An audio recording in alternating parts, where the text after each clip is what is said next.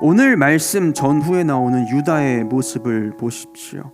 예레미야는 이 유다와 유다 백성들을 향해서 진정으로 회개하고 하나님께 돌아올 것을 누차 요청하고 있습니다. 외치고 있어요. 하지만 그의 외침은 그냥 허공에 맴돌 뿐입니다. 아무도 그의 음성, 그의 말을 듣지를 않는 거예요. 하나님께서 곧 유다의 죄로 인해서 이들을 전쟁의 소용돌이 그 속에 집어넣으시고 망하게 하실 것과 그 심판의 소리를 지금 생생하게 예레미야가 듣고 있다라는 겁니다. 그래서 두려워하고 있고 심지어 아파하고 있는 거예요. 하지만 그것은 예레미야만 그렇다는 거죠. 아무도 그 심판의 소리를 함께 듣지 못하고 그 심판의 임박함에 대해서 깨닫고 있지 못하더라라는 겁니다. 여러분, 그래서 어떻게 됩니까? 결국 예레미야가 그 환상 가운데 들었던 전쟁의 소리와 잔혹한 그 멸망의 소리는 현실이 되어버리는 거예요. 유다는 그렇게 죄의 문제로 하나님께 심판받고 멸망받게 된다는 거죠. 성경에도 보면 하나님께서는 죄의 문제를 결코 유야무야 넘어가지 않으셨어요. 다른 건 몰라도 이 죄의 문제만큼은 늘 책임을 물으셨고 그 대가를 반드시 지불하게 만드셨습니다. 여러분, 죄가 뭔가요? 죄는 하나님을 배제한 모든 것을 말하는 거예요. 하나님을 배제한 모든 게 죄입니다. 쉽게 말하면 하나님이 말씀하신 법을 어기는 게 죄이고, 좀 고차원적으로 이야기하면 하나님과 상관없이 행하는 모든 것들이 다 죄다라는 거예요. 그리고 이러한 죄는 큰 범주로 두 개로 나누어서 이야기할 수 있어요. 하나는 원죄입니다.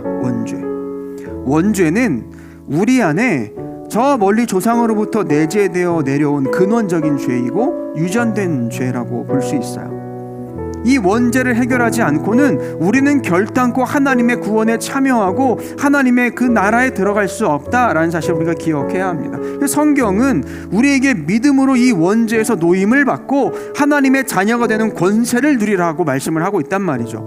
요한복음 1장 12절에 이렇게 이야기합니다. 영접하는 자, 곧 그 이름을 믿는 자들에게는 하나님의 자녀가 되는 권세를 주셨으니 라고 말씀했어요. 영접하는 자라고 이야기했습니다. 로마서 1장 8장 1절에서 2절, 그러므로 이제 그리스도 예수 안에 있는 자에게는 결코 정죄함이 없나니 이는 그리스도 예수 안에 있는 생명의 성령의 법이 죄와 사망의 법에서 너를 해방하였음이라 라고 말씀을 했어요.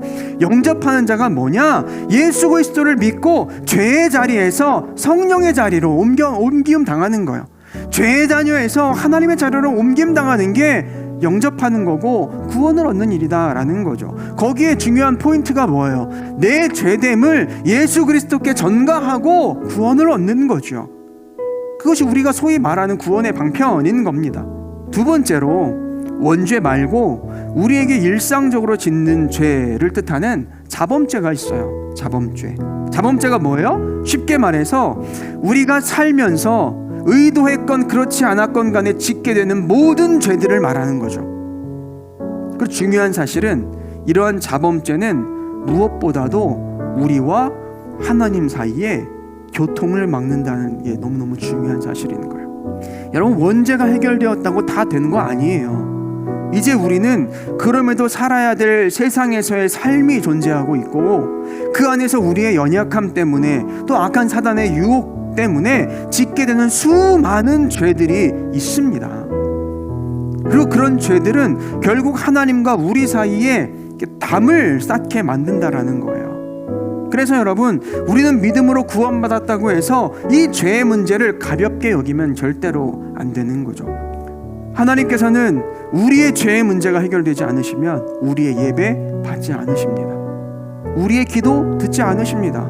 아무리 간절하게 기도해도 듣지 않으세요. 우리의 찬양 받지 않으세요. 그렇게 하나님과 우리 사이가 소원해지고 신앙이 냉랭해져 버리는 거죠.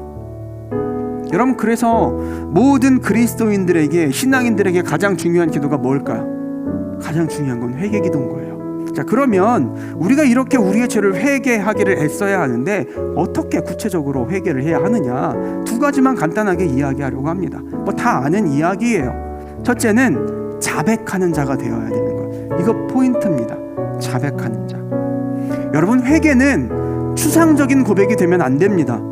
보통 우리는 뭐가 그리 급한지 회개 기도합시다 하면 뭐라고 얘기해요? 하나님, 저의 모든 죄를 회개합니다. 이렇게 뭉뚱그려가지고 끝, 패스, 넘어가 버리죠. 근데 그런 회개는 진정한 회개라고 볼 수 없어요. 오늘 본문 전에 보면 이제 예레미야의 회개가 나오는 본문이 있어요. 3장 25절부터 22절부터 25절의 말씀인데, 예레미야가 하나님 앞에 자기의 민족을 대신해서 먼저 회개하고 있는 내용의 말씀이 여기 나와 있어요. 좀 길긴 하지만 제가 읽어보도록 하겠습니다. 여러분 눈으로 조금 따라왔으면 좋겠어요. 보십시오, 이제 우리가 여호와께 돌아갑니다. 주님은 여호와 우리 하나님이십니다.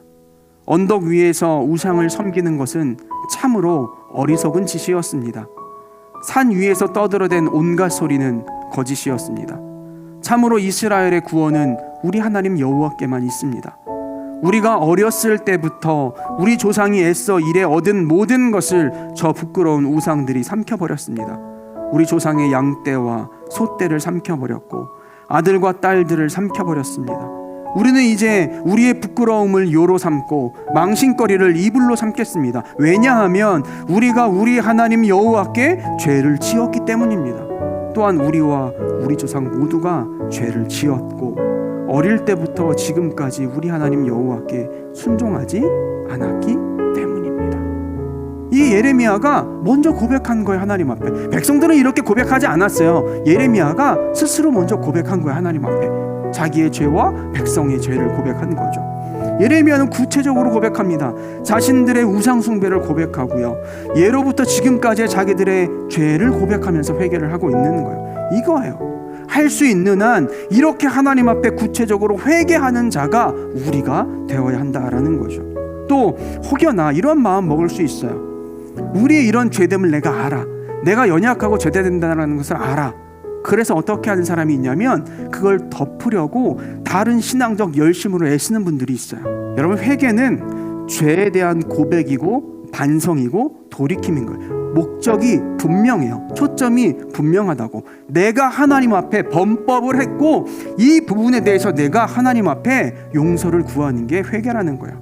그러니까 다른 것으로 이렇게 퉁칠 수 있는 문제가 아니라는 거지. 그래서 우리 회개는 어때야 되느냐? 구체적이어야 돼요. 최대한 구체적이어야 된다고. 둘째로 어떻게 회개해야 하느냐?